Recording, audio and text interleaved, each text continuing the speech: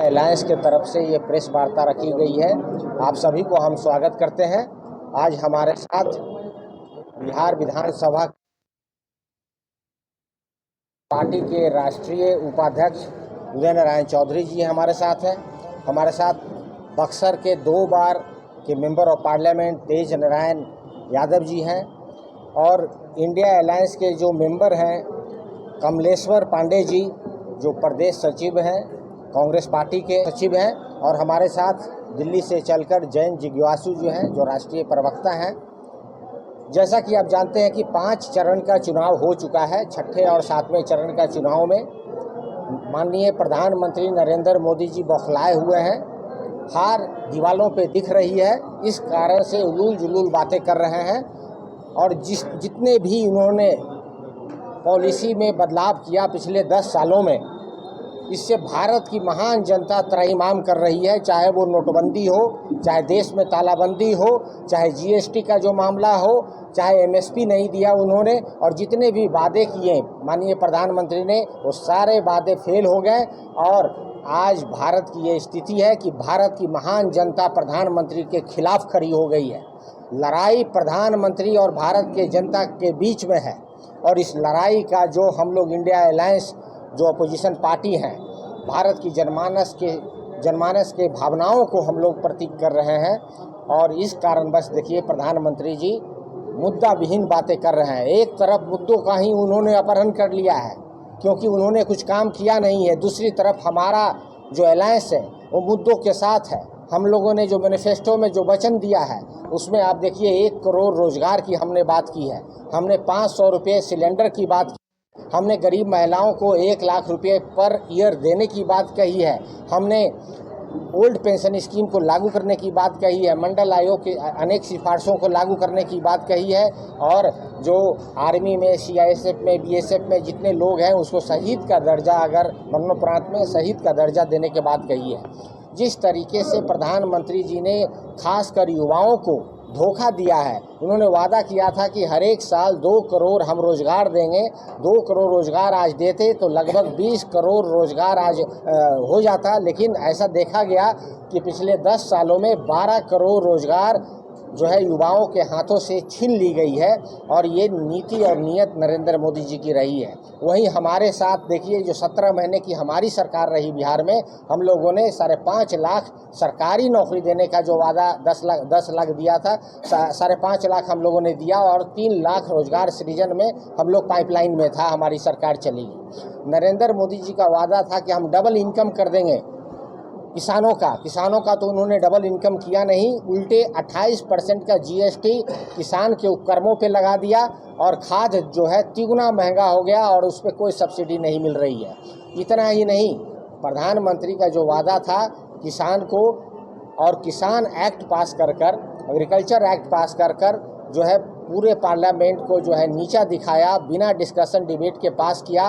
उसका नतीजा ये हुआ कि भारत की किसान नरेंद्र मोदी के खिलाफ हो गए और जो 11 महीने तक जो वहाँ पे जो आंदोलन चला किसानों का, उसमें 700 शहीद किसान हो गए। नरेंद्र मोदी जी की बात तब समझ में आई और वो तब जाके रिपील हो गया। इतना ही नहीं, बेटी बचाओ बेटी पढ़ाओ की बात करने वाले प्रधानमंत्री जब मणिपुर के महिलाओं के साथ जब चीरहरण हो रहा था तो ये पर्दे के पीछे छुपे हुए थे कायर की तरह और एक शब्द इन्होंने नहीं निकाला। आप ये देखिए जिस तरीके से एजुकेशन एक्ट आया, बिना किसी से डिस्कशन डिबेट करके एजुकेशन एक्ट आ गया। गरीब गुरबा के जो बच्चे जो कॉलेजेस में पढ़ते थे उसको जो है जिस कॉलेज में 3000 से कम नामांकन है वो सारे कॉलेज को बंद करके क्लब कर दिया जाएगा। तो ये प्रधानमंत्री जी जिस तरीके से एकलव्य ने अंगूठा काटा था, नई शिक्षा नीति के माध्यम से प्रधानमंत्री जो है गरीब गुरबा और शोषितों का अंगूठा काटने का काम किया है। साथियों, ये जो लड़ाई है 2024 की, ये ऐतिहासिक लड़ाई है। ऐतिहासिक लड़ाई मैं इसलिए कह रहा हूँ क्योंकि जिस तरीके से वर्चस्ववाद नीति के तहत संविधान के मूल्यों को ये विखंडन कर रहे हैं, तो एक तरफ नागपुर से वर्चस्ववाद नीति है तो दूसरी तरफ मगध से और पाटलिपुत्रा से सम्राट अशोक के चक्र और स्तंभ जो संविधान के प्रतीक हैं, भारत के प्रतीक हैं, उन प्रतीकों को माननीय प्रधानमंत्री ने एकदम धूमिल कर दिया है। चक्र के स्थान पे पार्लियामेंट में जो है संगोल को लाया है। तो मौर्यवंशियों का भी जो अस्तित्व की जो बात है उस अस्तित्व के ऊपर ही खतरा है और इसको लेकर जितने भी जो है सम्राट अशोक के जो लोग हैं और सम्राट अशोक और संविधान में मानने वाले लोग हैं, प्रधानमंत्री के खिलाफ हो गए हैं। तो इस तरीके की बात। और प्रधानमंत्री का इलेक्टोरल बॉन्ड, ये कहते थे कि हम स्विस बैंक से पैसा ला के 15-15 लाख दे देंगे, ये तो SBI का डाटा तक नहीं देने को ये राजी थे। सुप्रीम कोर्ट आगे आए और इलेक्ट्रॉन बॉन्ड में ये पता चला कि प्रधानमंत्री ने उन लोगों से चंदा लिया है जो सेल कंपनियां चलाते थे, कंपनियां एग्जिस्ट नहीं करती थी, वो कंपनियां जो लॉस में थी, और जो लॉस में कंपनियां हैं, मान लिया कि 50 लाख का उसका टर्नओवर है, उसने 50 करोड़ का चंदा दिया है और प्रधानमंत्री ने उसको 500 करोड़ का धंधा दिया है। तो चंदे और धंधा की ये सरकार है। जनता जो है उठ खड़ी हुई है, और जो छठे और सातवें फेज का जो चुनाव जो बचा हुआ है, उसमें जनता जो है इनके गले में वोट के माध्यम से फंदा लगाएगा। चंदा और धंधा की सरकार के गले में फंदा जरूर लगेगा। और आप लोगों की मैं यही कहना चाह रहा था कि जिस प्रकार से बक्सर की लगातार आप देखिए भारतीय जनता पार्टी रिप्रेजेंट कर रही है।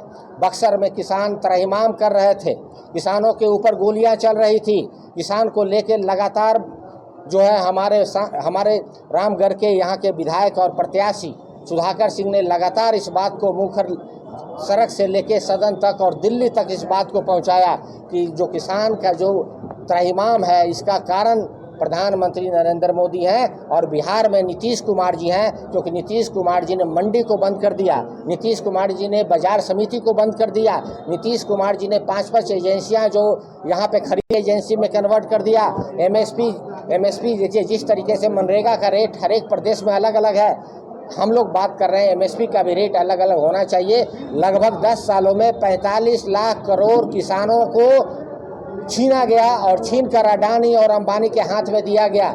जो GST है किसानों के ऊपर 28%, आम आदमी के ऊपर 18%, नौकरी वारी करने के लिए 30% का टैक्स लेता है, 18% का GST लगता है, लगभग 50% हम लोग टैक्स देते हैं। और प्रधानमंत्री जी ने उन टैक्स को गरीब के पॉकेट से निकालकर दूध पे, नमक पे भी टैक्स लगाकर बड़े बड़े अडानी और अंबानी को दिया है। कॉर्पोरेट टैक्स 23% हो गया, आम आदमी का टैक्स लगभग 50% हो गया। तो इस देश में पहला बार ऐसा देखा गया है कि कॉर्पोरेट घराने, अमीर लोग टैक्स कम दे रहे हैं, गरीब लोग टैक्स ज़्यादा दे रहे हैं।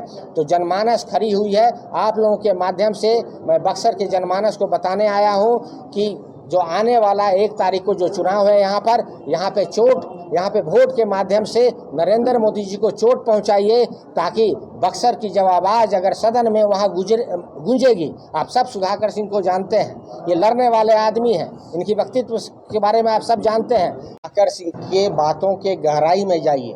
जिन पॉलिसी की बात सुधाकर सिंह कर रहे थे, चाहे वो कृषि रोड मैप 1 हो, कृषि रोड मैप 2 हो, कृषि रोड मैप 3 हो, लगातार उन्होंने कहा कि अगर कृषि रोड मैप में सक्सेस है, और लगभग तीनों का कृषि रोड मैप मिला दीजिए तो लगभग 4 लाख करोड़ का बिहार का बजट गरीबों का लगा है इस कृषि रोड मैप पे। और कृषि के लोग, किसानियत से जितने लोग हैं लगे हुए, वो त्राहिमाम कर रहे हैं, MSP तक नहीं मिल रहा है। तो किस प्रकार का कृषि रोड मैप था? यहाँ तक कि जो फसल में भी डाउनफॉल था प्रोडक्शन में। तो कृषि रोड मैप के माध्यम से बिहार सरकार जो है अपना ब्यूरोक्रेसी से अलाइन करके उसमें खोखलापन कर रहा था, किसानों को खोखलापन, गरीबों को खोखलापन करके अपना पॉकेट भर रहा था। इसीलिए सुधाकर सिंह जी ने कहा कि जो अगला कृषि रोड मैप बनेगा बिहार सरकार का, पिछले कृषि मैपों का रिव्यू होगा। इस तर्ज पे उन्होंने कहा कि ये चोरों की सरकार है, और चोरों की सरकार में अगर मैं ये कृषि चौथा रोड मैप अगर रिव्यू नहीं करवा पाया तो मैं भी उसमें शामिल रहूँगा। इसी कारण से तो माननीय सुधाकर सिंह का